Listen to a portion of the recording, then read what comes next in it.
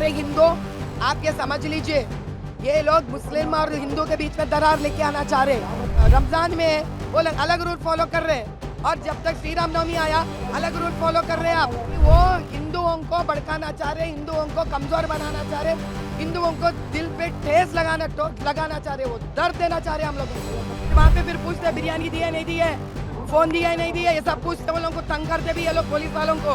अरे chief minister साहब, रेवंत रेड्डी साहब, सुनो साहब, आपके पुलिस जहर देते कहते अकबरुद्दीन को, अब आप तो सपोर्ट कर रहे हैं इन लोगों को, आप दोनों मसला हल कर लो साहब। प्रीति ईरानी दीदी डरा दी उनको, खत्म हो गया। नया जगह ढूंढ ले रे, नया जगह ढूंढ। अरे भाई मेरे एक बात समझ में नहीं आता, ये लोगों का जो रमजान आया वो भी तो इलेक्शन कोड के टाइम पे आया, नहीं आया? मस्जिद बंद कर दी है क्या ये लोग? नमाज करने नहीं दिया वो लोगों को?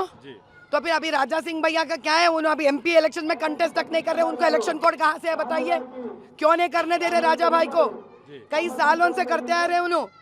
श्री राम नवमी का जो जुलूस उन्होंने निकालते, जो यात्रा उन्होंने निकालते, इसके वजह से हमारे हिंदुओं को एक प्रकार का यहाँ पे व्यक्तित्व है हमारा, यहाँ हम यहाँ जी पा रहे उसके लिए ही। अरे हम पूछते हैं इलेक्शन कोड दरमियान नहीं करना चाह रहे तो अब रमजान को भी नहीं करवाने देना पब्लिकली, और श्री राम नवमी को मत कराने देना।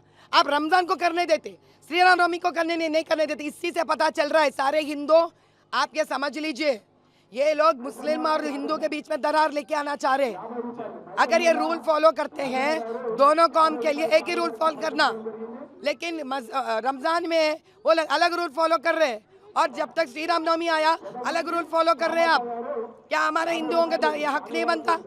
अरे आप तब क्या करना, जब आता है इलेक्शन तब आता, ये त्योहार मनाना बंद कर ले। अब बंद करना है तो रमजान को भी बंद करना था, सिर्फ श्री राम नवमी को क्यों बंद कर रहे हैं आप? और ऊपर से राजा सिंह भाई का तो क्या दोष है, वो तो फिलहाल अभी इलेक्शन में भी नहीं ठहर रहे, उनको तो कोड लगता ही नहीं है, तो क्यों नहीं उन्हें जयंती यात्रा निकाल सकते? उनका हक है जयंती यात्रा निकालने के लिए। हम चुप नहीं बैठेंगे इसके ऊपर, हम बिल्कुल चुप नहीं बैठेंगे। ये हमारा हक खींच रहे हैं सरासर, ओपन है ये कि वो हिंदुओं को भड़काना चाह रहे, हिंदुओं को कमजोर बनाना चाह रहे, हिंदुओं को दिल पे ठेस लगाना चाह रहे, वो दर्द देना चाह रहे हम लोगों को। वो भी ऐसा साल में जब हमारा रामचंद्र का प्राण प्रतिष्ठापन हुआ है, ये साल करना चाह रहे हैं ये लोग। अगर हिम्मत है, सही है आप, तो फिर दोनों को निकाल दो आप, नहीं तो दोनों को देना चाहिए। एक को देकर दूसरे को नहीं देने पे क्या है आपका सोच विचार? क्यों कर रहे बे गलत काम? जेल काली पर जेल का कोई काम दाम नहीं है क्या? जेल वालों को भरा पड़ता हुआ जेल, लोग गलत काम करते रहते तो अब इनको लेके आया तो वीआईपी ट्रीटमेंट भी देना पड़ता, सरदर्द है पुलिस वाले को ऊपर से। तो फिर ये लोग गलत काम क्यों करना, जाके क्यों बैठना? फिर वहाँ पे फिर पूछते बिरयानी दी है नहीं दी है, फोन दिया है नहीं दिया, ये सब पूछते, वो लोगों को तंग करते भी ये लोग पुलिस वालों को।